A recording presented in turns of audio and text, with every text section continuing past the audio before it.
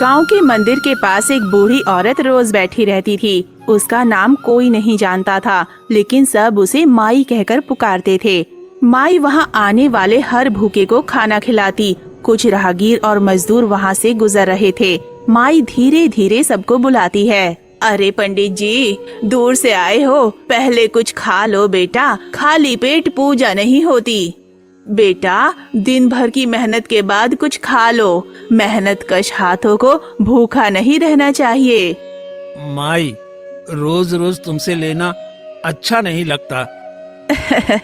देने वाली मैं नहीं हूँ, ऊपर वाला है। चल बैठ जा। एक गरीब बूढ़ा आदमी लाठी टेकते हुए आता है। माई उसे देखकर तुरंत पास बुलाती है। अरे काका, ये लाठी तो मजबूत लग रही है, पर पेट की ताकत भी जरूरी है। चलो गरम रोटियां खाओ। माई, तो हम सब के लिए भगवान है माई, भगवान है। न जाने कितनों का पेट भरती है माई। भगवान नहीं बेटा, बस एक माँ हूँ। माँ के घर में कोई भूखा नहीं सोता। गांव वाले ये सब देखकर हैरान होते हैं। माई का दिल सच में बड़ा था, लेकिन कुछ लोगों को ये मंजूर नहीं था। मंदिर के बाहर दो राहगीर आपस में बातें करते हुए, अरे भाई, ये माई रोज इतने लोगों को खाना खिलाती है, पर खाना आता कहाँ से है? अरे सच कह रहा है, मैंने कभी इसे किसी से अनाज लेते नहीं देखा, लेकिन जब भी टिफिन खोलती है उसमें गर्मा गर्म खाना रहता है। पास ही बैठा एक गरीब किसान उनकी बातें सुनकर हंसता है। अरे तुम लोग पहली बार देख रहे हो, पर मैं बरसों से इसे देख रहा हूँ। न अन्न खत्म होता है, न टिफिन खाली होता है। माई, ये कैसे संभव है? तुम्हारे टिफिन में खाना कभी खत्म ही नहीं होता।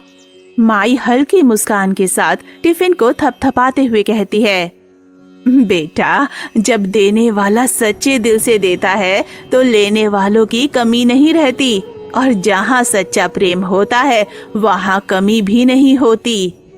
मतलब सच में कोई जादुई टिफिन है? जादुई टिफिन में नहीं बेटा, जादू देने वाले के दिल में होता है। राहगीर और गांव वाले एक दूसरे को हैरानी से देखते हैं।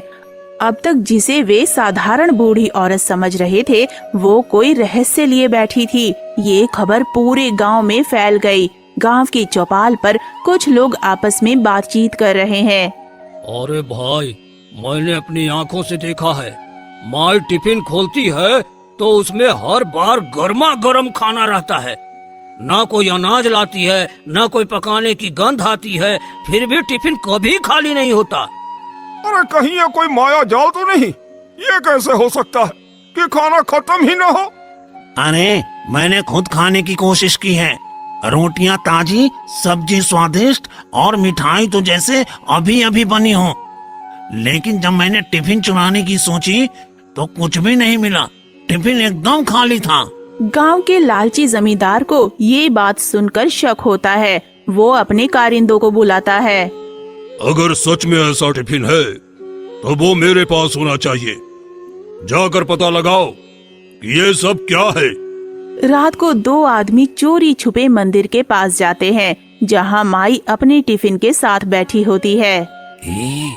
सुन, जैसे ही माई सोएगी टिफिन उठाकर भाग चलेंगे। अरे हाँ, लेकिन अगर ये सच में जादुई है तो राजा तक खबर पहुंचने से पहले हमें इसे बेच देना चाहिए। रात का समय मंदिर के पास दोनों चोर धीरे धीरे माई के पास आते हैं और टिफिन उठाने की कोशिश करते हैं। जैसे ही वे उसे पकड़ते हैं, टिफिन अचानक भारी हो जाता है, जैसे उसमें पत्थर भर गए हों। अरे ये क्या हो गया? अभी तो ये हल्का था, अब हाथ से हिल भी नहीं रहा है। मुझे लग रहा है ये सच में कोई जादुई चीज है। हाँ, कहीं हम पर कोई श्राप न लग जाए। ऐसा कुछ नहीं है, तुझे बस डर लग रहा है।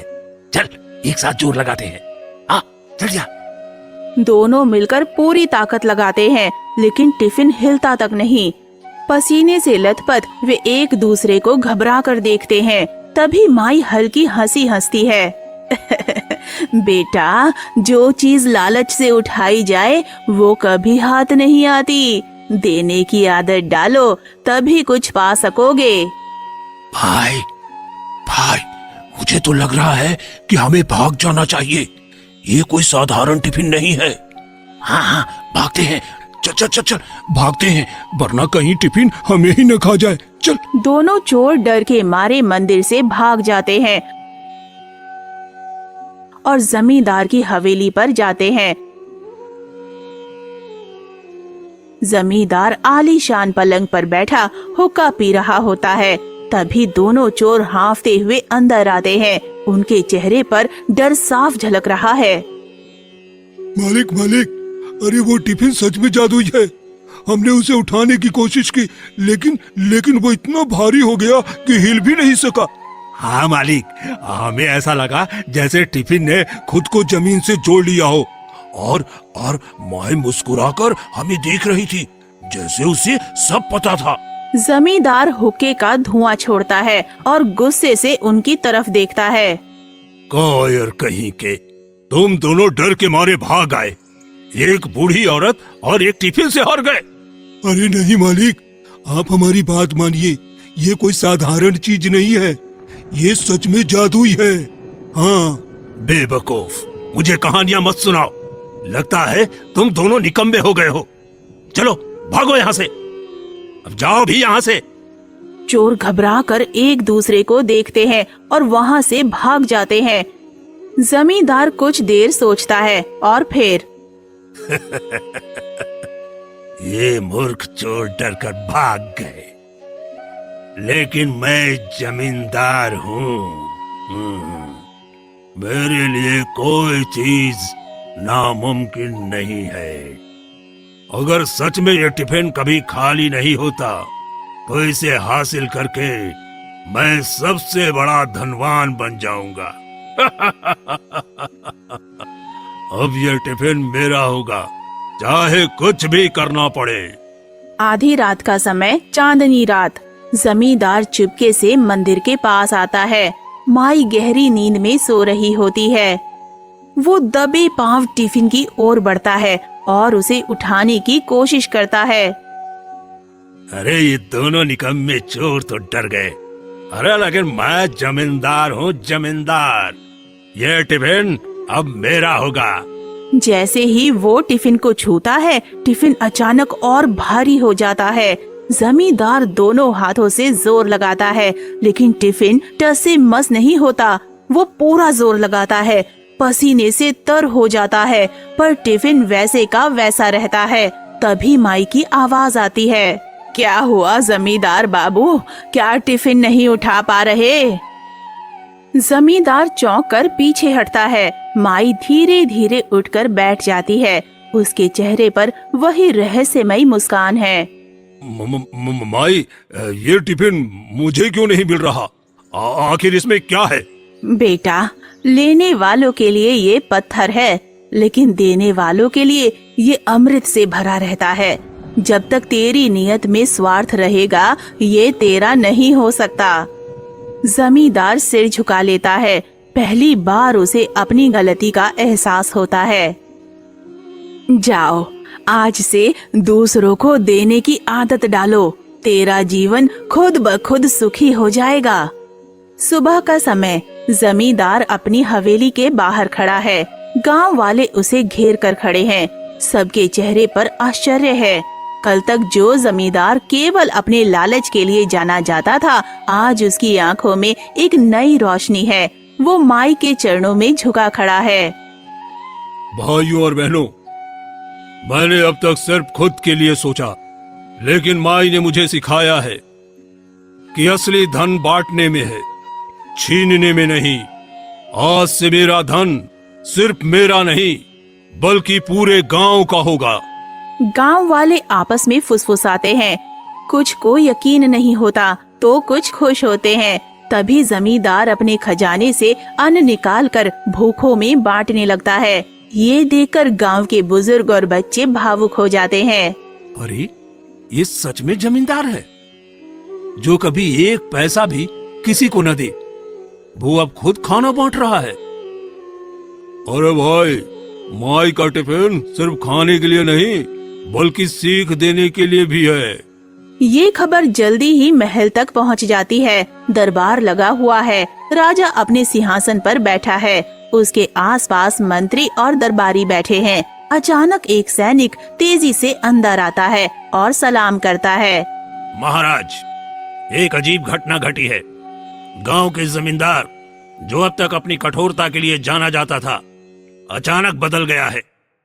वो अपने खजाने से अन्न निकालकर गरीबों को बांट रहा है। राजा और मंत्री एक दूसरे को आश्चर्य से देखते हैं। असंभव! जो व्यक्ति कर वसूलने में भी दया नहीं दिखाता, वो अचानक इतना दयालु कैसे बन गया? जरूर इसके पीछे कोई खास वजह होगी। आगे बताओ सैनिक। महाराज, ये सब एक बूढ़ी माई और उसके जादुई टिफिन के कारण हुआ है। कहते हैं उस टिफिन में कभी खाना खत्म नहीं होता, लेकिन सिर्फ उसी के लिए जो निस्वार्थ भाव से देता है। जादुई टिफिन? क्या बकवास है ये, ऐसा कैसे हो सकता है? महाराज, अगर ये सच है तो यह टिफिन पूरे राज्य के लिए उपयोगी साबित हो सकता है। कोई भी भूखा नहीं रहेगा। अगर ये सच में जादुई है तो हमें इसे महल में लाना चाहिए। भेजो सैनिकों को और वो टिफिन मेरे सामने पेश किया जाए।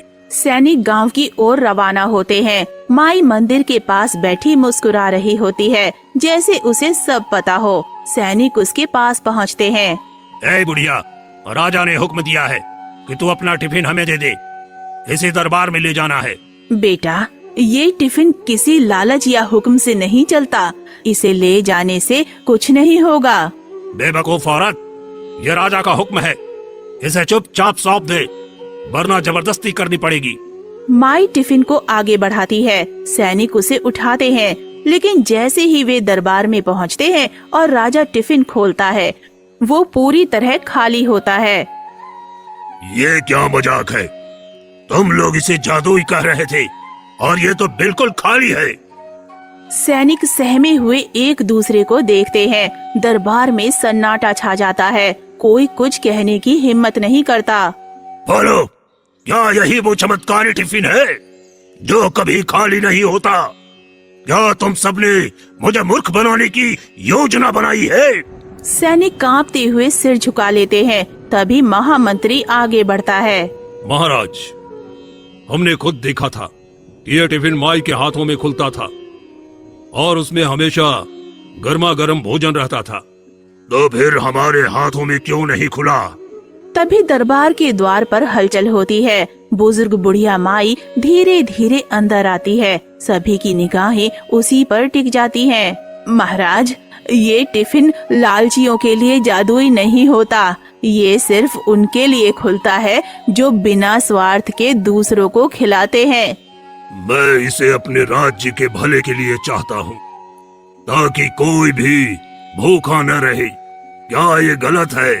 राजन, ये टिफिन तुम्हें मिल सकता है, पर पहले तुम्हें परीक्षा देनी होगी। क्या तुम तैयार हो? राजा अपने सिंहासन से उठ खड़ा होता है। दरबार में हलचल मच जाती है। मंत्री और सैनिक एक दूसरे की ओर देखते हैं। परीक्षा? कैसी परीक्षा? देखने के लिए कि क्या तुम सच में दूसरों को बिना भेदभाव के भोजन करा सकते हो। अगर तुमने ये कर दिखाया तो ये टिफिन तुम्हारा हो जाएगा। हाँ माई, मैं अगले दिन ही इस परीक्षा को पास करूंगा। अब मुझे समझ में आ गया है कि सच्ची सेवा और निस्वार्थ भाव ही असली शक्ति है। मैं ये परीक्षा दूंगा और पूरे राज्य को ये संदेश दूंगा कि हम सभी को समान रूप से देखना चाहिए और भूख का कोई भेदभाव नहीं होता। राजन, तुमने जो कहा है यही परीक्षा की असली बात है। अब तुम सही रास्ते पर हो और तुम्हारा दिल निस्वार्थ सेवा से भरा है। मुझे विश्वास है कि तुम ये परीक्षा पास करोगे। राजा सिर झुकाकर बुढ़िया को धन्यवाद देता है। अगले दिन महल के बाहर विशाल भोज की तैयारी होती है। महल के रसोइयों ने तरह तरह के पकवान बनाए हैं। हजारों लोग खाने के लिए एकत्र हुए हैं। राजा स्वयं सबको भोजन बांटने में लगा हुआ है, लेकिन वो सिर्फ अपने राज्य के नागरिकों को खिलाता है। बाहर से आए गरीब और भिक्षुक दूर खड़े भूखे देख रहे हैं। राजा गर्व से देखता है कि सब लोग तृप्त हो रहे हैं। फिर वो दरबार के बीच खड़े होकर टिफिन का ढक्कन खोलता है। अब तो ये जरूर भरा होगा। लेकिन जैसे ही ढक्कन खुलता है, टिफिन अंदर से खाली होता है। महल के सभी लोग चौंक जाते हैं। दरबार में सन्नाटा छा जाता है। ये खाली कैसे रह गया? बूढ़ी माई हल्की मुस्कान के साथ राजा को देखती है। राजन, तुमने भोजन बांटा, पर सिर्फ अपने राज्य के लोगों को। क्या भूख का भी कोई राज्य होता है? राजा बौखला जाता है। वो सोच में पड़ जाता है। पहली बार उसे अपनी गलती का एहसास होता है। इतना कहकर बूढ़ी औरत वहाँ से चली जाती है। अगले दिन राजा फिर से भोज का आयोजन करता है, लेकिन इस बार उसने अपने राज्य के हों या बाहर के, अमीर हों या गरीब, हर किसी को समान प्रेम से भोजन दिया। उसने सुनिश्चित किया कि कोई भी भूखा ना रहे। राजा स्वयं भोजन बांटता है, प्रेम और दया के साथ। इसके बाद वो फिर से टिफिन खोलता है। जैसे ही टिफिन खुलता है, उसमें सुगंधित गर्मा गर्म भोजन भरा होता है। सभी लोग आश्चर्य से देख रहे हैं। राजा की आंखों में खुशी झलकती है, लेकिन तभी कुछ अजीब होता है। टिफिन अचानक हवा में उठता है और धीरे धीरे बुढ़िया के पास लौट जाता है। दरबारियों के चेहरे पर हैरानी छा जाती है। ये क्या हो रहा है? टिफिन तो अब हवा में उड़ रहा है। राजन, ये टिफिन अब तुम्हारा हो गया है। तुम्हारे दिल में अब वो निस्वार्थ सेवा और प्रेम है जो कभी तुमसे दूर था। ये तुम्हारे लिए एक सच्ची परीक्षा थी और तुमने उसे पार कर लिया। माई, तुम सही थी।